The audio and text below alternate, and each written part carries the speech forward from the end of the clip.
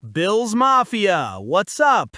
You already know this team is always looking to get better, constantly working, constantly improving, constantly finding ways to bring that Lombardi trophy home to Buffalo. So before we dive into this big update, do me a favor. Smash that like button, drop your thoughts down in the comments, and make sure you're subscribed to the channel so you never miss the latest Bills news. All right, let's get into it, because this week, we've got some huge updates on the injury front that could change everything for the Bills down the stretch. Coming off that tough loss to the Atlanta Falcons, Bills fans were understandably frustrated. Missing key players like Dalton Kincaid and Matt Milano hurt both sides of the ball, and it showed. The offense couldn't quite find its rhythm, and the defense had moments where it just looked tired. But after the bye week, we're finally getting some good news, and it's coming from the secondary. Rookie first-round pick Maxwell Hairston has officially been designated to return from injured reserve, which opens his 21-day practice window. Now, let's not get ahead of ourselves. This doesn't mean he's guaranteed to play against the Panthers, but it does mean he's close. Realistically, we might see him back around Week 10. Still, that's a big step for Buffalo. The secondary has been one of the more concerning areas this season. Christian Benford and Tre'Davious White haven't been as dominant as fans hoped, and the safety play has been shaky at times. Getting Hairston back on the field, even just in practice, gives the coaching staff some flexibility and, honestly, some hope.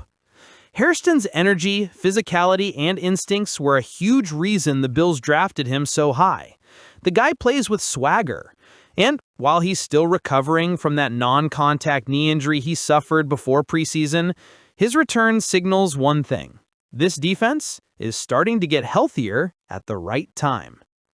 Head coach Sean McDermott has already tried to temper expectations a bit.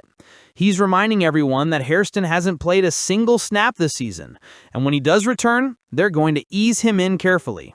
And you know what? That's the right move. You don't rush a first-round talent back onto the field just to fill a gap. You let him build confidence, reps, and chemistry within this defense. Still, Bills fans can't help but feel excited. This secondary needs a spark, and Hairston might just be that guy when he's fully ready. Now, let's zoom out for a second. Heading into the bye, the Bills were 4-2, but those two losses exposed some cracks that need fixing. When Buffalo wins, they win big, scoring over 30 points in all 4 victories. But in their losses, they didn't even break 20. That inconsistency is what's holding them back from being mentioned in the same breath as Kansas City or Baltimore right now. Week 1's thriller against Baltimore showed what this team can be when everything clicks. But the following losses to New England and Atlanta showed what happens when execution slips, even just a little bit. Still, this team has all the pieces to make a run. They just have to put them together consistently. Let's be real. As long as Josh Allen is under center, Buffalo's got a chance against anyone. The reigning MVP is once again putting up elite numbers, nearly 1,400 passing yards and 11 touchdowns already this season. He's top 10 across the board in passing metrics, and he's adding 3 rushing touchdowns to the mix because, well, that's just what Josh does. The man's been throwing touchdowns every which way, off play action, from the shotgun, rolling out, scrambling. It doesn't matter. Defenses can't predict him, and when he's locked in, he's nearly impossible to stop. Allen is 9th in expected points added among quarterbacks, and 5th when using play action. He's thrown 5 touchdowns against the blitz. That's tied for 3rd among all QBs. That's MVP caliber efficiency, folks. What's been really impressive, even with all the injuries, is how this defense continues to disguise coverage and pressure. McDermott's crew has been showing one-look pre-snap and then rotating into something completely different post-snap, keeping quarterbacks guessing. For example, Taylor Rapp might show a single high look before rotating into cover 2 with Cole Bishop. That kind of communication and disguise forces opposing QBs into checkdowns and bad reads. It's smart, disciplined defense. And guys like Terrell Bernard and Taron Johnson have been key in these pressure packages, showing blitz from the A-gap and then bailing out, or timing delayed blitzes that create confusion on the offensive line. It's clever football, and when the pass rush gets home, it's a thing of beauty. And let's not forget about James Cook. The guy's been a difference maker all year. Every time Buffalo has won, Cook has found the end zone. When he doesn't score, the team struggles. That tells you everything about how critical the run game is to Buffalo's balance. Cook's vision is special. He sees cutback lanes like few backs do. The offensive line deserves credit too. The way they're pulling guards and creating space has allowed Cook to break off multiple 10-yard gains in key moments. He's turning small plays into big ones and taking pressure off Allen. Now, let's be honest. Some of the Bills' struggles in those losses weren't about talent. They were about execution and discipline. Against New England, the team gave up unnecessary penalties that extended drives. Against Atlanta, there were near turnovers and defensive lapses that allowed the Atlanta to stay in control. These are fixable mistakes, and that's what gives fans confidence heading into the second half of the season. The fundamentals are there, the leadership is there, the star power is definitely there. Coming out of the Week 7 bye, the Bills are finally getting a major boost, and it's happening in one of the areas they've needed help the most, the defensive line. Two critical players, Larry Ogunjobi and Mikael Hogt, have officially been added to the active roster after serving 6-game suspensions under the NFL's performance-enhancing drug policy. Their return couldn't come at a better time. Buffalo now sits with 52 players on the active roster, leaving one open spot available. But the headline here is simple. After a rough start to the season defensively, the Bills are about to get two experienced, motivated, and physical players back in the trenches. Both Ogunjobi and Hogt were signed this past offseason to help fix a defensive front that, let's be honest, hasn't lived up to expectations over the past couple of years.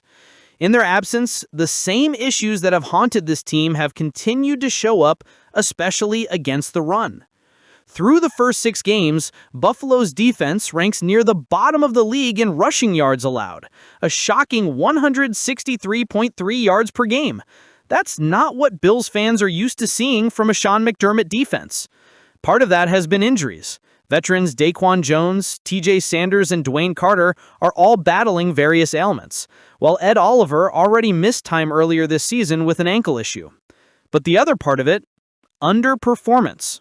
Greg Rousseau, who signed a big extension this offseason, has just 1.5 sacks so far. And while rookie Deone Walker has flashed some potential, asking a young player to handle 80% of defensive snaps, as he did in Week 6, just isn't sustainable.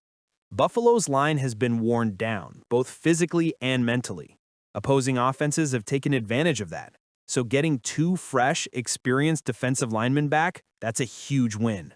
Let's talk about these 2 additions, because they bring very different skill sets, both of which the Bills desperately need. First up, Larry Ogunjobi. Bills fans might remember him from his time with the Browns, Bengals, and Steelers.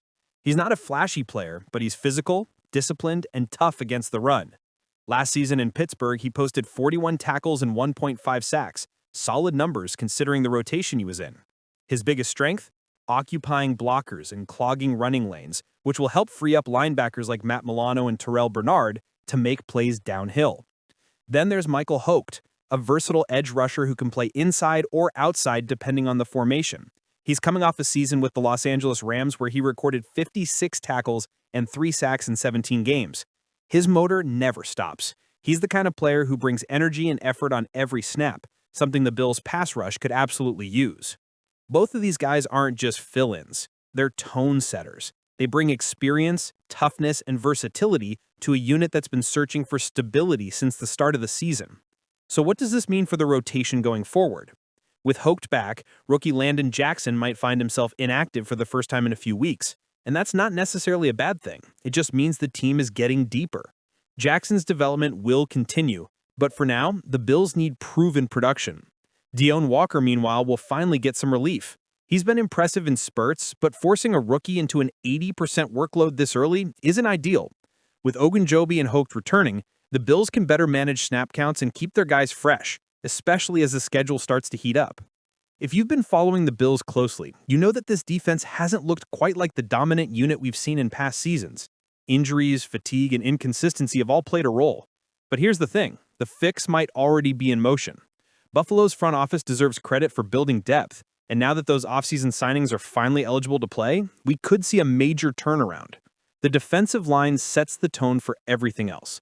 When the pass rush is cooking, the secondary looks better. When the interior holds strong, the linebackers can attack freely.